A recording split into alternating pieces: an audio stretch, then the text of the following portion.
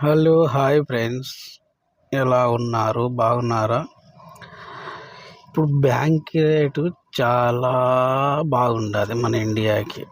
అప్పుడు 2008లో నేను వచ్చినప్పుడు ఒక్క దినారికి అంటే మనం 1000 రూపాయలు పంపించాలంటే 7 దినాల్లో అప్పుడు అంటే ఒక దినారికి దగ్గర దగ్గర 180 అంతే, ఎక్కువ లేదు, 180 150 అట్టు ఉంటుంది. అది ఇప్పుడు ఒక దినారికి 282 రూపాయలు, 85 86 ఉండాలి.